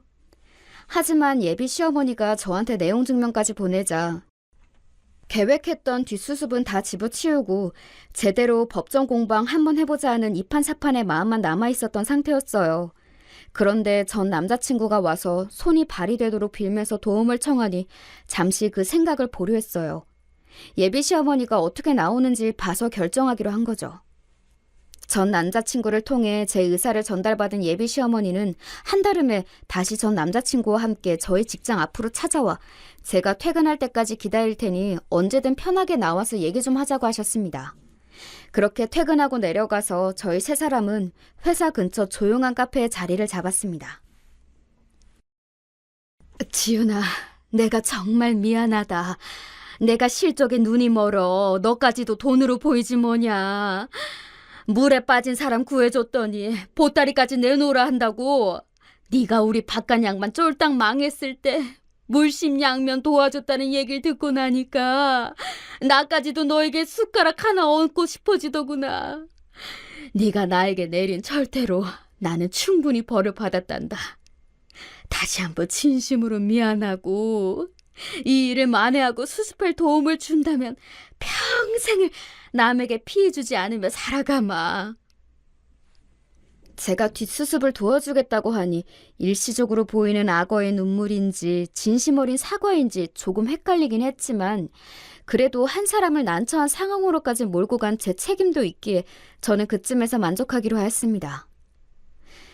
오빠, 이거 받아. 저는 시어머니의 사과에는 답도 제대로 하지 않은 채 가방에 있던 통장을 전 남자친구에게 건넸습니다. 지훈아, 이게 뭐야? 웬 통장? 뭐긴 뭐야. 우리 처음 만날 때 내가 우리 데이트 비용 허투루 쓰지 말고 데이트 통장 만들어서 규모 있게 쓰자고 얘기했던 거 기억나? 오빠가 그때 억지로 못 이기는 척 같이 만들었잖아. 물론 얼마 지나지 않아 오빠 소비 습관을 이 통장이 따라가지 못해서 거의 안 쓰는 통장이 되어버렸지만 나 그래도 꾸준히 거기에 매달 돈 넣었다? 그리고 결혼 얘기 나오면서부터는 매달 넣는 금액도 오빠가 상상했던 것보다 훨씬 컸어. 평생 저축통장이라고는 안 써봤으니 그런 줄도 몰랐지? 애초에 오빠 명의로 개설한 통장이니까 이거 가져다 어머님을 뒷수습하고 변통하는 데 했어. 어머님이 메꿔야 할 금액에는 못 미치겠지만 그래도 절반 이상은 갚고도 남을 거야. 어머님, 나머지 금액은 말로만 사과하시는 것보다 나머지 채무를 직접 이행하시는 것으로 대신하시는 게 어떠시겠어요? 이 정도면 제가 충분히 도와드린 것 같아요. 더 하실 말씀 있나요? 시어머님은 알 수 없는 복잡한 표정을 지으며 잠시 묵묵부답이었지만 이내 저희 제안을 받아들였습니다. 그래, 고맙다. 이 정도면 충분한 것 같다. 다시 한번 미안하고 건강하게 잘 지내거라. 그것이 예비 시어머님과 예비 신랑을 마지막으로 본 자리였습니다. 나중에 전해 듣기로는 나머지 환수금을 무사히 잘 상환하고 보험 설계사 일은 그만두셨다고 하네요. 열심히 모아서 데이트 통장에 넣어두었던 돈을 홀라당 다 전 남자친구 집안에 넘긴 것이 아깝긴 하지만 그래도 통쾌한 복수는 성공했으니 미련 없이 그 돈은 떠나보내기로 했습니다. 저는 그렇게 파혼을 한 뒤로 당분간은 아무도 만나고 싶지 않아 조용히 회사만 열심히 다녔습니다. 그런데 마지막으로 남은 숙제가 있었습니다. 제가 전 남자친구와 사귈 때 재벌 3세 만나는 신데렐라로 사내에 소문이 파다했던 것 다 기억하시죠? 그때 저를 비아냥거렸던 팀장님과 뒤에서 마음대로 수군거렸던 동료들에게 큰 상처를 받았던 것도요. 그거 들었어? 김지훈 대리 이번에 파혼한 거. 남자 집안에서 김 대리네 집안 다 망하고 동네에서 구멍가게 한다는 얘기 듣고 일방적으로 파혼시킨 거라며? 아이고, 백마탄 완자한테 결국 버림받았네. 이제는 신데렐라가 아니라 성냥팔이 소녀가 따로 없지 뭐야?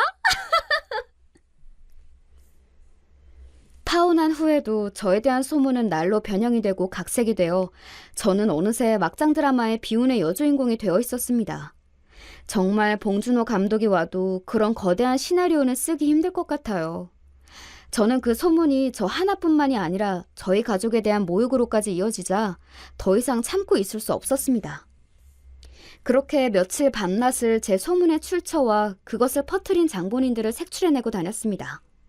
처음에는 쉽지 않은 과정이었지만 주변 직원들을 끈질기게 회유하고 구슬린 덕에 머지않아 그 소문의 가장 큰 근원지이자 장본인을 찾아냈습니다.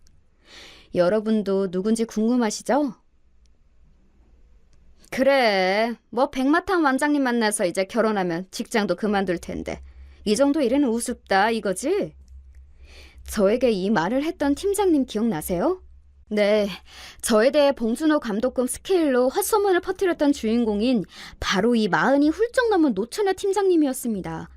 저는 범인을 색출해내자마자 이 모든 조사 과정에서 확보한 증거와 회유한 증인들을 토대로 곧바로 인사팀에 제보를 했습니다. 징계위원회가 열리자마자 그 팀장님은 3개월 감봉 조치와 함께 다른 집으로 발령이 나는 중징계를 받았습니다. 그리고 그 이후로는 회사 내에서 제 뒷얘기를 하는 사람은 찾아볼 수 없었죠. 여러분, 복수가 무조건 나쁜 것이라고 생각하시나요? 저는 그렇게 생각하지 않아요. 물론 도를 넘는 복수와 보복은 지양되어야 하겠지만 자신의 존엄성을 지키기 위한 복수는 반드시 필요하다고 생각합니다. 저는 그 복수가 있었기에 막장으로 흘러갈 수 있었던 결혼을 피해갈 수 있었고 회사에서 능력을 인정을 받아 승진의 기회까지 얻게 되었습니다. 징계를 받은 팀장님의 자리가 공석이 되자 그간의 업무 실적이 좋았던 제가 그 자리를 이어받을 팀장 승진 대상자로 심사를 받게 되었거든요. 그래도 복수가 무조건 나쁜 것일까요? 그렇다고 제가 지금 무조건 복수를 찬양하는 것은 아닙니다. 이 세상에 딱 하나로 정해진 정답은 없는 것 같습니다. 최고의 복수는 용서다 라고 하는 말이 있지만 그 용서 또한 힘 있는 자만이 할 수 있는 것이죠. 힘이 없는 자가 하는 용서는 용서가 아니라 회피라고 생각합니다. 또 이런 말도 있죠. 복수를 할 수 있는 힘이 있는 사람은 용서를 할 수 있는 힘도 동시에 가지고 있다. 저는 이 말이 더 제게 끌립니다. 그리고 저의 방식으로 조금 바꿔보자면 이렇습니다. 용서를 할 수 있는 힘이 있는 사람은 복수를 할 수 있는 힘도 동시에 가지고 있다. 네, 아쉽게도 저는 저에게 상처 준 누군가를 용서할 그릇은 되지 못했지만 적어도 제 자신을 지키는 투사가 될 수는 있었습니다.